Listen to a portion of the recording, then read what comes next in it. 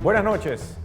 En 1928 apareció El puesto del hombre en el cosmos, una obra del filósofo Max Scheler. A través de sus páginas se nos invita a pensar sobre la importancia del ser humano, porque conviene preguntarse acerca de cuáles son las particularidades que tienen los miembros de nuestra especie, cómo hacemos para diferenciarnos del resto de los animales. Esto nos conduce a realizar puntualizaciones que tengan que ver con nuestras grandezas, aunque igualmente habría espacio para las miserias, limitaciones y vicios. Lamentablemente, hay personas que solo se quedan con la dimensión positiva, creyendo en materia política que hay sujetos extraordinarios, hombres cuasi divinos, que estarían llamados a transformar una sociedad y, en resumen, acabar con todas las injusticias del mundo. En el caso de Latinoamérica encontramos una generosa lista de figuras que han gozado del aprecio de sus semejantes, como si se tratara de auténticos redentores. Por supuesto, uno de los ejemplos más claros gira en torno a Fidel Alejandro Castro Ruz, uno de los bastiones de la Revolución cubana, cuya conducta, así como también ideas y hasta ocurrencias, han dejado su marca en América Latina. En este marco, durante los siguientes minutos, aquí en Sociedad Abierta, reflexionaremos acerca del castrismo. Y para ello nos acompañará vía Skype Juan Claudio Lechín Weisse, un distinguido escritor, pensador y estudioso del tema en cuestión. Acompáñenos, pues tras la pausa comenzaremos a dialogar para pensar.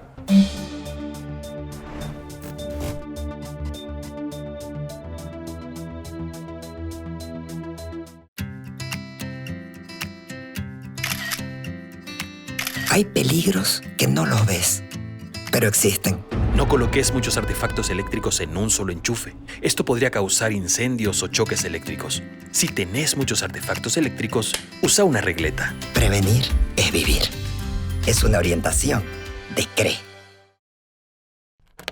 Te va a latir el corazón fuerte. Vas a sentir la esencia de la velocidad. Vas a vivir la adrenalina del fútbol. Entrar en acción con tus series y películas favoritas. Navegar a toda mecha. ¿Qué esperas? Pedí ya tu combazo de cotas. Esta empresa está regulada y fiscalizada por la ATT. El manganeso, naturalmente, forma parte del agua cruceña y no es perjudicial para la salud. Se deposita con sedimento en las cañerías. Cuando el flujo de agua se corta y luego se reconecta, el manganeso es arrastrado y sale por los grifos. Saguapac ha construido 2 plantas especiales para eliminar el manganeso de las redes. Además, la cooperativa está sectorizando el servicio para un mejor control de la calidad del agua, presión y pérdidas. Estas obras podrían ocasionar algunas incomodidades momentáneas a los socios y usuarios del servicio. Saguapac solicita su comprensión y paciencia a favor del bienestar de toda nuestra comunidad. Tecnología al servicio del desarrollo humano. Saguapac, el agua de todos.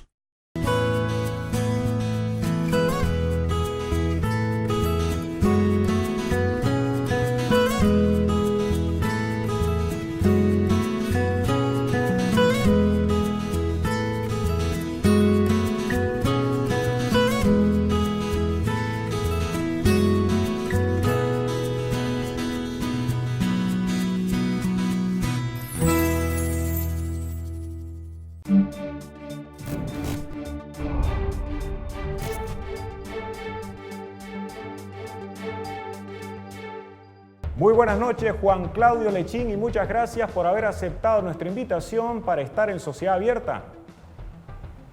Muy buenas noches, Enrique. Es un gusto, como siempre, estar con usted. Partamos respecto al castrismo con la demolición de un mito. Resulta que el año 1976 aparece este magistral libro de Carlos Rangel, Del buen salvaje al buen revolucionario, y se formula así con claridad una de las principales observaciones que se ha hecho en torno a la historia fantástica de la Revolución Cubana, ya que si bien cayó Fulgencio Batista a comienzos del año 1959, esto no habría sido el producto de la acción de Castro y sus guerrilleros exclusivamente, como se cree, sino que también hubo participación de otras personas, diferentes grupos y hasta potencias del extranjero. Es falso entonces que solamente los guerrilleros de Sierra Maestra hubieran acabado con ese gobierno. Sí, es muy interesante que usted comience con esa mención de un hombre extraordinario como fue Carlos Rangel. Carlos Rangel, sin duda alguna, fue un revolucionario él mismo, en el sentido de revolucionar, de cambiar una corriente de pensamiento que estaba absolutamente instalada en esa época en el mundo, no digamos en América Latina.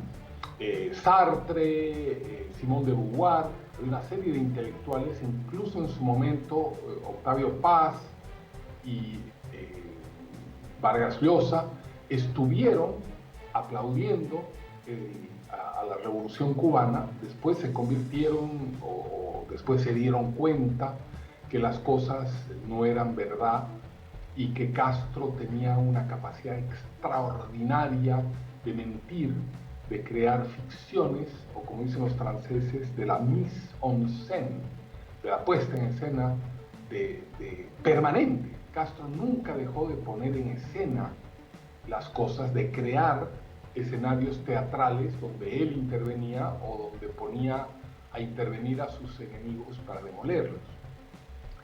Ahora, quisiera, cuando escuchaba su introducción, usted le llama a Fidel Alejandro, ¿no es cierto?, en su introducción. Y él no nació con ese nombre, y eso es una puntualización simpática que siempre vale la pena hacer. Él se llamó Fidel Hippolyte. Hippolyte era el cónsul haitiano que le proveía de negros esclavos a su padre. Y como era un tipo que era tan amigo del padre, del Ángel Castro, del padre de Fidel, para honrar la madre, porque el padre nunca tuvo una buena relación con Fidel hasta los 17 años, porque Fidel es hijo ilegítimo, o era hijo ilegítimo. Entonces, la madre, para honrar a este amigo poderoso, que era el cónsul de Haití en este poblado de la recóndita Cuba, que era Irán, le pone a Fidel Hippolyte. Pasan los años, Fidel vive en donde se paga una pensión desde niños. Fidel y Raúl viven con familias diferentes porque no podían entrar a la casa del padre, porque el padre tenía otra esposa y la madre era la empleada de la finca. De tal manera que cuando el padre se divorcia de la esposa, Fidel ya tiene 17 años y recién la madre entra a la casa con todos sus hijos. Y es en ese momento que Fidel recién se posesiona de la casa paterna y recién va a ser bautizado y recién va a ser inscrito en los libros de registro civil, que antes no estaban. Es en ese momento que cuando lo van a inscribir, el notario pone su nombre, Fidel Hippolyte, y Fidel dice que no, que él se quiere llamar Alejandro, como Alejandro el Magno. Solía leer, él iba a una escuela de jesuitas pequeña que había en el pueblo, entonces pide llamarse de una manera tan evocativa Alejandro como Alejandro Magno. Y de ahí viene que se inscriba su nombre Fidel Alejandro en la historia, pero su verdadero nombre tiene referencias al esclavista del padre que le proveía de mano de obra al viejo Ángel Castro. Es interesante el apunte biográfico que usted realiza porque nos permite situarnos frente a una persona que se preocupaba por los personajes que proyectaba. A comienzos de la Revolución Cubana no se tenía todavía claridad desde el punto de vista ideológico, pero sí se contaba con la certeza de que quienes habían estado batallando incluso junto con Fidel Castro en Sierra Maestra no pretendían instaurar una dictadura del proletariado. En otras palabras, no había el propósito de que Cuba se volviera socialista, peor todavía comunista. El propio Fidel Castro, que viaja a Estados Unidos, descarta cualquier posibilidad de asociarse con el mundo igualitario. La propuesta, según lo que se decía, era simplemente terminar con la dictadura de Batista y luego recuperar la democracia. Pero este personaje ya de Castro será luego descartado y se nos ofrecerá a alguien que supuestamente siempre tuvo la intención de convertir un paraíso comunista en Cuba. Sí. Ahora, lo interesante es en la medida en que se ha ido cayendo el mito, porque uno de los grandes problemas de los mitos, como usted señalaba al principio, sobre todo los mitos redentores y mesiánicos, es que nadie se atreve a develarlo. Y peor aún, cuando alguien se atreve a develarlo, la sociedad se resiente con esa persona que ha develado el mito. Yo he sufrido a través de mi vida en varias ocasiones agresiones por develar el mito. A la gente no le gusta que aquel mito que tiene en su corazón sea develado. Me pasó cuando tenía 12 años y dejé de creer en Papá Noel, o a los 10 años, y mis amigos se enojaron en el colegio. Me pasó cuando Evo Morales, yo dije que era un gobierno delincuencial y que tenía pruebas, uno lo estaba insultando y la gente se enojaba mucho. Pero además no solamente la gente de izquierda, la gente de derecha también, ¿no es cierto? Querían verlo, querían estar equivocados y creer que al final llegaba ese mito, ese redentor que iba a salvar la sociedad y iba a volver una cosa bucólica e indígena donde todos intercambiaran bienes y hubiera una sociedad del trueque, de amor y de hermandad. Entonces, porque eso está instalado en la psicología humana. En el caso de Fidel, en la medida en que uno se van develando información al respecto, resulta que Castro ya era comunista desde el año 46. Fidel, siempre se dijo que Raúl era comunista desde antes, siempre. Es más, se me escapa un poco el nombre del agente de la KGB, que es el primero en llegar a Cuba en el año 59 de México. Es un tipo que se llama, ahorita en el transcurso de la entrevista me voy a recordar, pero él está con Raúl en el año 54 en un barco que viene de Italia por España y se encuentran ya en ese momento.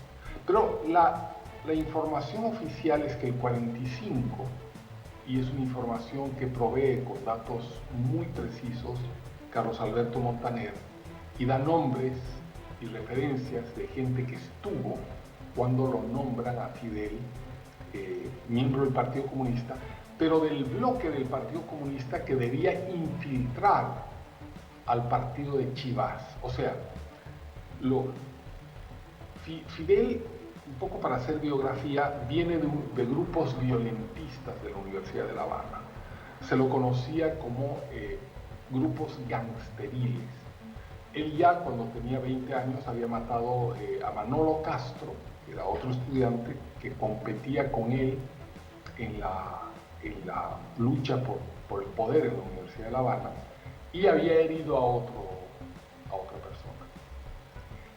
La gente que participa de estas operaciones va contando la historia de Castro, de tal manera que él era un tipo con demasiada energía y demasiada violencia contenida. Cuando lo nombran miembro del Partido Comunista en el año 46, le ordenan infiltrar el partido auténtico de Chivas. Y es en ese momento que él forma parte aparente del partido de Chivas, que terminará en una especie de populista, de una izquierda socialdemócrata que termina suicidándose.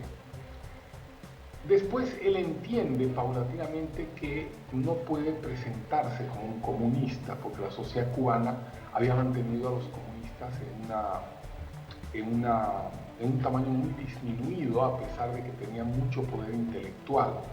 Ya los comunistas habían participado del primer gobierno de Batista, se infiltraron, se hilvanaron ya en la sociedad cubana, pero a nivel alto, a nivel intelectual, a nivel de funcionarios públicos. Abajo, Fidel encontró que la mejor manera era de presentarse de manera amplia, de presentarse como un paladín de la justicia. Hay una revolución, hay una novela cubana que se llama La brisna del viento. Es una novela en realidad de Rómulo Gallegos, el venezolano, que conoció a Fidel en esos años y escribe de este personaje torvo que hacía política, de este joven torvo que es Fidel.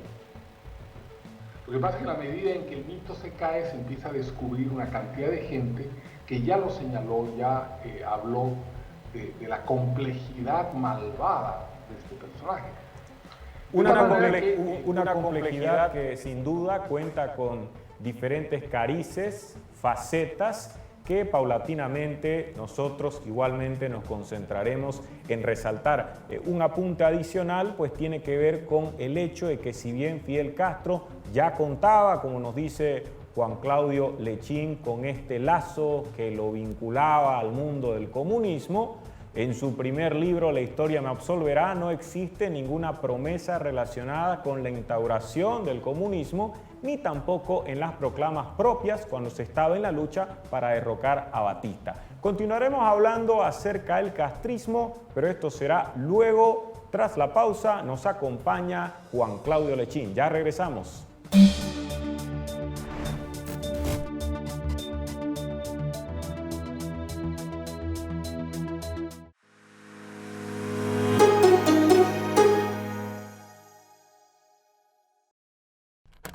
Te va a latir el corazón fuerte. Vas a sentir la esencia de la velocidad. Vas a vivir la adrenalina del fútbol. Entrar en acción con tus series y películas favoritas. Navegar a toda mecha. ¿Qué esperas? Pedí ya tu combazo de cotas. Esta empresa está regulada y fiscalizada por la ATT.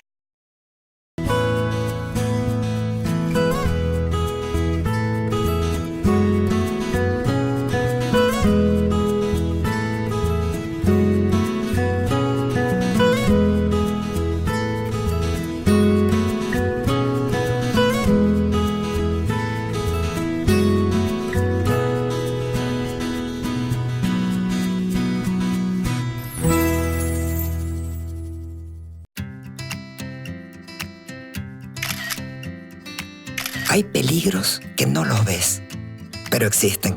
No coloques muchos artefactos eléctricos en un solo enchufe. Esto podría causar incendios o choques eléctricos. Si tenés muchos artefactos eléctricos, usa una regleta. Prevenir es vivir. Es una orientación de CRE.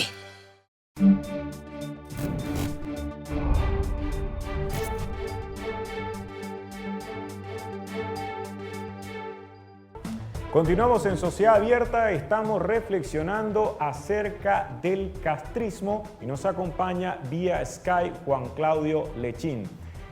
Una de las obras más significativas del filósofo John Gray es Misa Negra. Ese pensador aprovechó en dicha obra con el propósito de reflexionar sobre el jacobinismo, cuestionando que en síntesis se haya pretendido justificar el uso de la fuerza, llegar a la violencia para transformar una sociedad.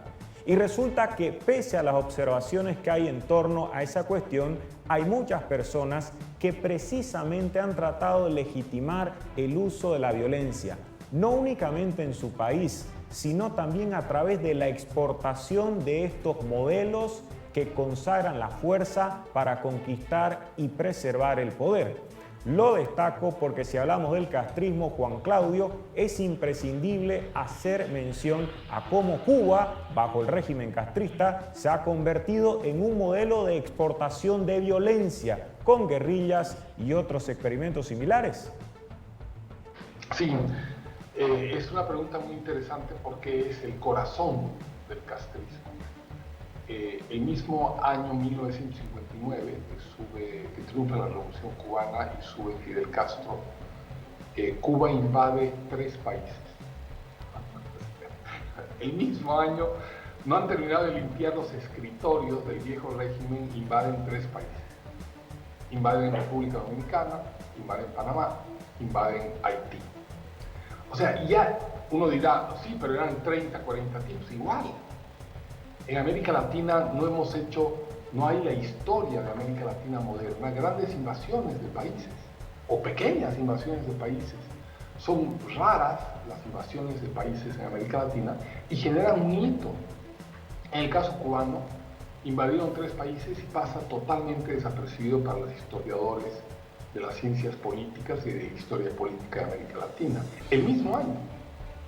En adelante, porque si empezamos a detallar, podríamos pasarnos unas 40 horas, en adelante, a partir de 1959, es sistemática la exportación de la guerrilla, sobre todo rural, a Venezuela. Es impresionante. Toda Venezuela, si vemos un mapa venezolano de la época, el castrismo y sus guerrillas llegan a tomar prácticamente, tienen presencia en todos los estados del territorio venezolano. Más una guerrilla en Caracas, muy violenta, que mataba civiles, que ejecutaba policías, muy parecido a Sendero Luminoso.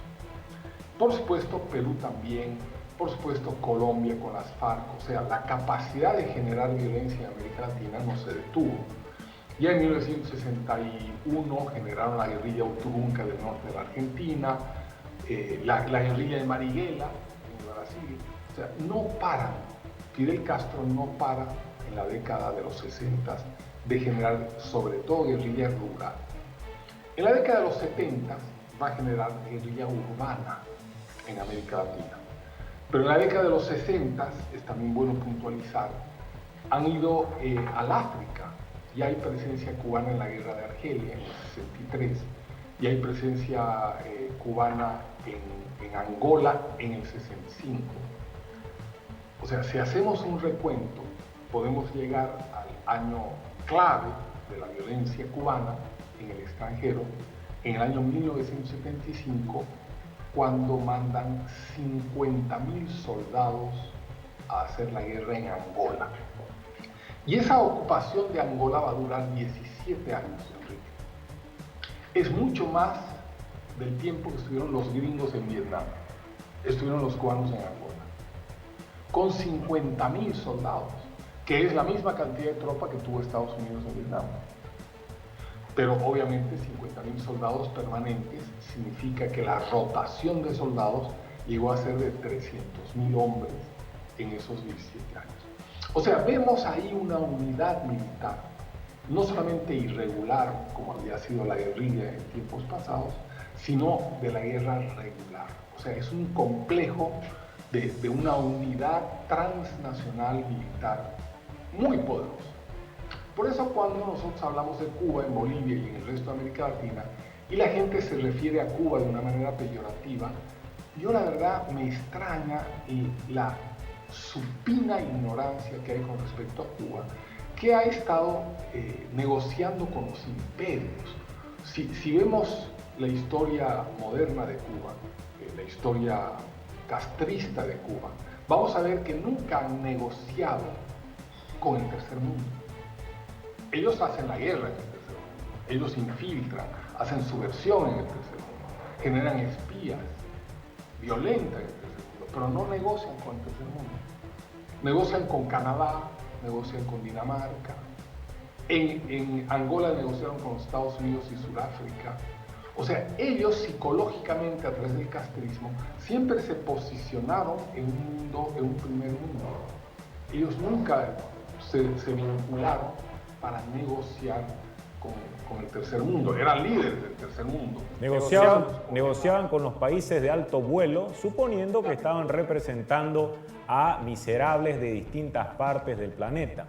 Volviendo un poco a la exportación de la violencia y a este modelo de lucha que colocaba el acento en las guerrillas, es importante remarcar cómo, a pesar de los categóricos, contundentes, irrebatibles fracasos que tuvieron en varios lugares de diferentes continentes, no se apostaba por reconocer que si había triunfado la Revolución Cubana, no había sido solo gracias a la estrategia de las guerrillas, sino fundamentalmente a diferentes factores, en donde se incluía lo rural, así como también lo urbano, y a circunstancias muy particulares del ya cuestionado, criticado régimen de Batista.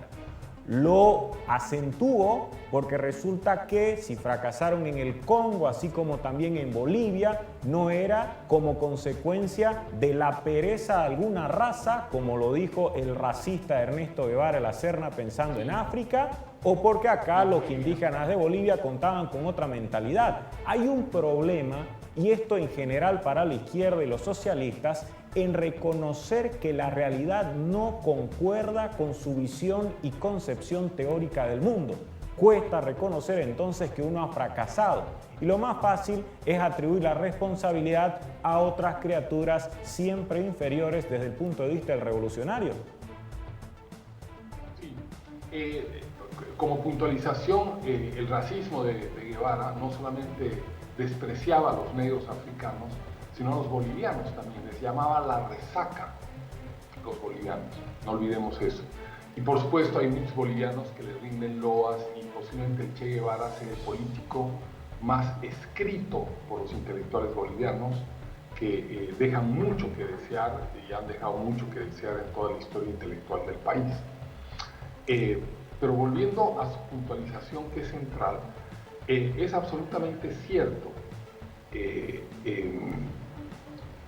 la manera en que Cuba ha sido capaz de vertebrar una transnacional militar en el mundo. No lo tomemos como un hecho banal. La izquierda ya de hecho deja mucho que desear. Por lo tanto, creo que reflexionar a la izquierda, a lo que se llama la izquierda, porque en realidad esa es otra invasión soviética de la terminología de las ciencias políticas, ¿verdad? La izquierda no es, la izquierda representa un sistema antidemocrático, no es la izquierda, es un sistema antidemocrático el que tratan de implantar.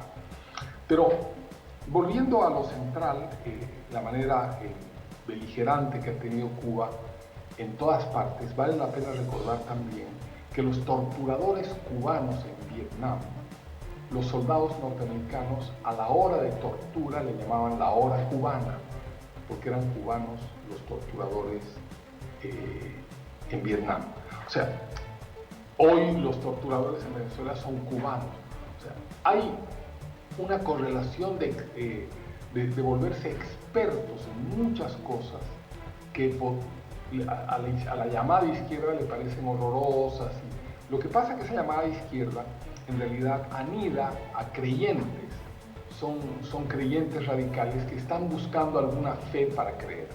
O sea, yo paulatinamente, a la medida que me alejo de ese corral, voy encontrando que los que se van quedando a pesar de las evidencias son gente que quiere creer en algo y no quiere dejar de creer en lo que creía. O sea, son gente de fe que trata de aferrarse a su adolescencia y no evolucionar y quedarse encapsulado en esa fascinación infantil de algún tema o de algún ícono o de alguna estatuilla o de algún personaje. Lo penoso, ya son problemas, sí. Lo penoso, Juan Claudio, es que no solo estamos haciendo mención a personas que no han tenido mayores contactos con lecturas diversas, sino también, y sobre eso me gustaría que habláramos en el último bloque del programa, respecto a los intelectuales, porque hay muchos pensadores, escritores, razonadores que no dejan de respaldar cualquiera de las propuestas que surge de Cuba y prefieren guardar silencio frente a las críticas del todo fundado que se hacen verbigracia en materia de derechos humanos. Lo seguiremos conversando tras la pausa aquí en Sociedad Abierta. Ya volvemos.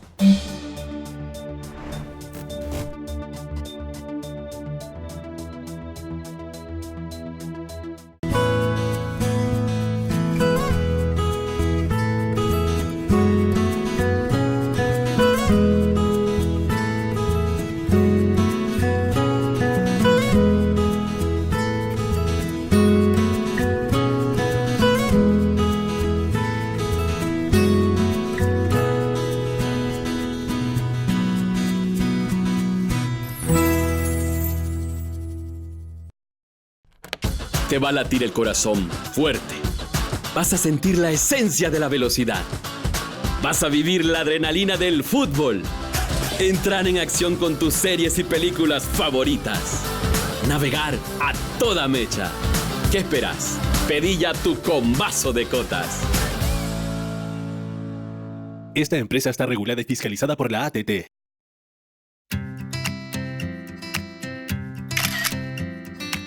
Hay peligros que no los ves, pero existen. No coloques muchos artefactos eléctricos en un solo enchufe. Esto podría causar incendios o choques eléctricos. Si tenés muchos artefactos eléctricos, usa una regleta. Prevenir es vivir. Es una orientación de CRE.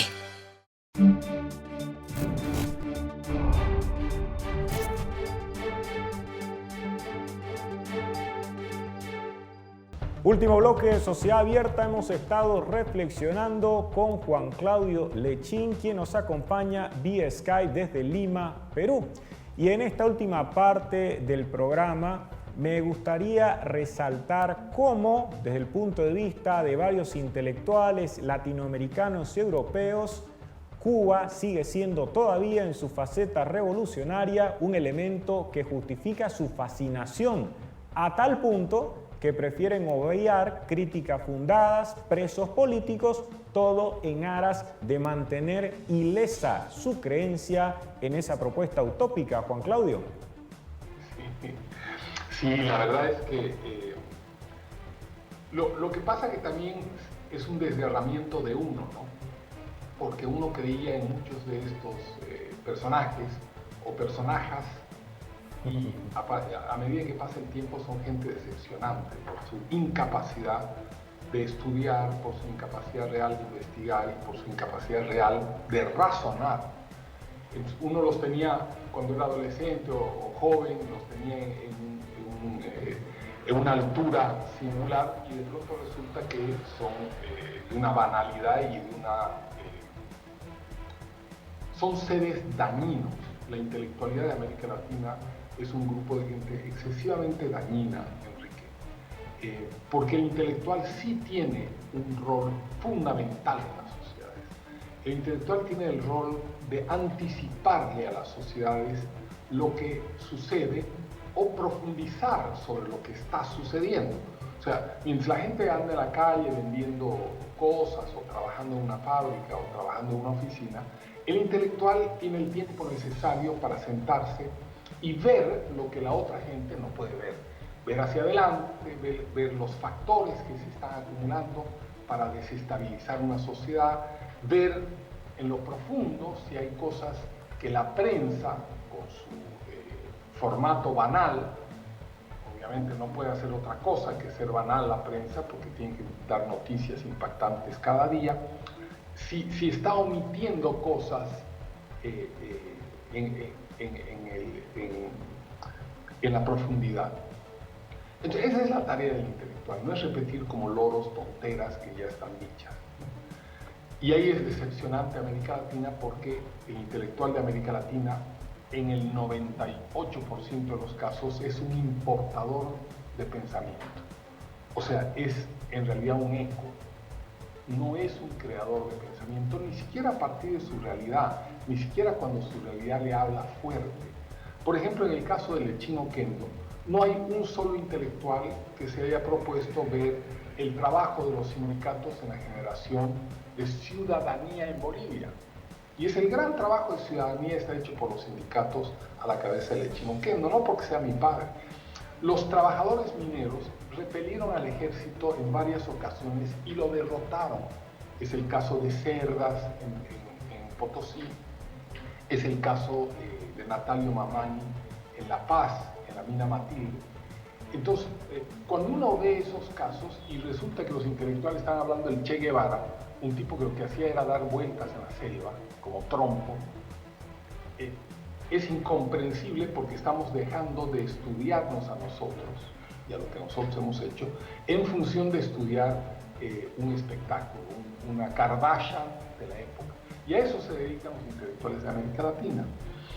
Pero peor aún, Enrique, porque no solamente está referido a esa mitología de la Revolución Cubana, que les ha sido funcional. No dejemos de reconocer que la Revolución Cubana les ha permitido hilvanar una red de empleos en los centros de sociología, en las ONGs, en los centros de antropología, en las universidades. La academia ha sido tomada por esa izquierda y por lo tanto se han dado trabajo, se han intercambiado beneficios y han bloqueado, por supuesto, cualquier pensamiento que no fuera el dogma que ellos manejan.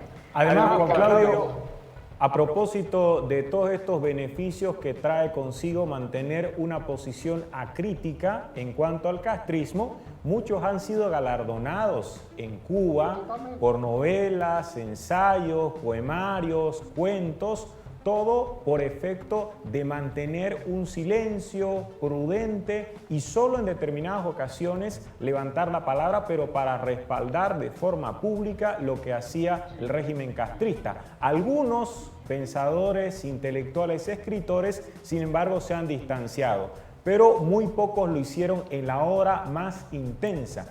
Pienso en Jorge Edwards, que publica en 1973 Persona non grata, en un momento poco propicio para colocarse frente al régimen cubano y plantear críticas. Pero más allá de aquello, me gustaría resaltar en estos minutos que nos quedan algo que usted ha manifestado en más de una ocasión, y es que entre esas misiones o tareas del intelectual que señalaba, en cuanto al pensamiento político, está igualmente la necesidad de revelar, de dar a conocer lo que está oculto y cómo no mencionar en el caso de Cuba toda una maquinaria que tiene que ver con su inteligencia. Lo que a ciertas personas les parece extraordinario, inverosímil, lo cierto es que forma parte de la realidad de diferentes países y que termina afectando hasta el funcionamiento de la democracia. Hay que pues revelar o desocultar también estos mecanismos o redes subterráneas porque afectan nuestra convivencia. Sí, el castrismo tiene quizás su más poderoso aparato fuera de inteligencia, es su aparato de propaganda. Y ese aparato de propaganda, si bien ha ocupado América Latina y se ha hilvanado en los sectores de la cultura y de la academia, razón por la que la cultura y la academia siempre se han mantenido absolutamente silenciosa con todos los crímenes, y eso es algo que deberían cargar en su conciencia. Es nada más, Enrique, que una imitación de lo que hizo la Unión Soviética. Y esto es muy importante, porque la matriz es la Unión Soviética, que volvió el marxismo, el pensamiento global, hasta hoy. Es increíble cómo han infiltrado el marxismo en el pensamiento, de tal manera que la ciencia política hoy que se da en Harvard es en gran medida marxista, aunque hayan permutado los nombres, ¿no? Ya no son la lucha del proletario contra el burgués, ahora es la lucha de las feministas contra los hombres. Siempre toman algún sector de la sociedad. Ahora, y fíjense lo interesante de esto, que ha sido creado por la democracia. Toman algún sector de la sociedad que ha sido creado por el capitalismo, como es el reconocimiento de los derechos a las minorías, como es el reconocimiento de los derechos a las mujeres, como es el derecho de los reconocimientos a las razas diferentes, ¿verdad? Toman a esos beneficiados por el capitalismo y los radicalizan. es el mismo caso del obrero que fue creado por el capitalismo. O sea, toman a los beneficiados por el capitalismo, a los reconocidos por el capitalismo, y los radicalizan, y ahí encuentran un elemento de hostigamiento al sistema democrático. Vemos, por ejemplo, que Piñera habla de la equidad. Eso es una permutación de la lucha de clases.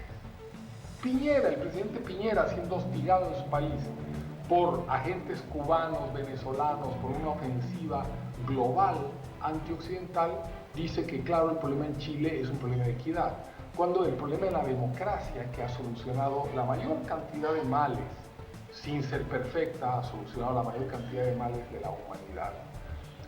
La premisa no es la equidad, sino la oportunidad. Y es ahí que vuelven a introducir, a través de esa vieja línea soviética, permutaciones del marxismo. Incluso en la más rancia academia europea, hubieron grandes escuelas que eran permutaciones del marxismo.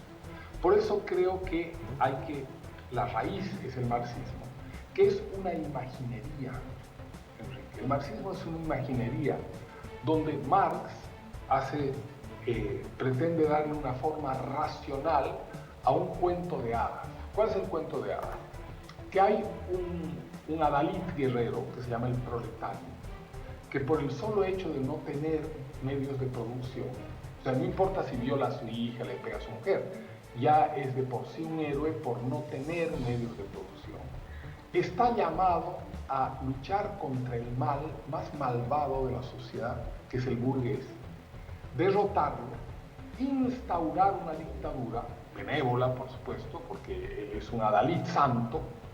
En esa dictadura va a extirpar de la conciencia humana el deseo por la propiedad privada, y después le va a devolver, en un gesto inédito de tener el poder absoluto, se lo va a devolver a la sociedad como una sociedad comunista donde todos somos hermanos y donde todos nos queremos.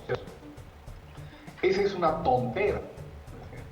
Sin embargo, adornado con palabras como la lucha de clases, las clases sociales, la ciencia de la historia, obviamente, adornado con esas palabras, daría la impresión de que se trata de algo serio. En realidad fue una historiación de un judío renegado, como era Marx, que tenía una paranoia mesiánica muy fuerte, porque es capaz siempre de encontrar los polos a través de los cuales nos ha enseñado la historia.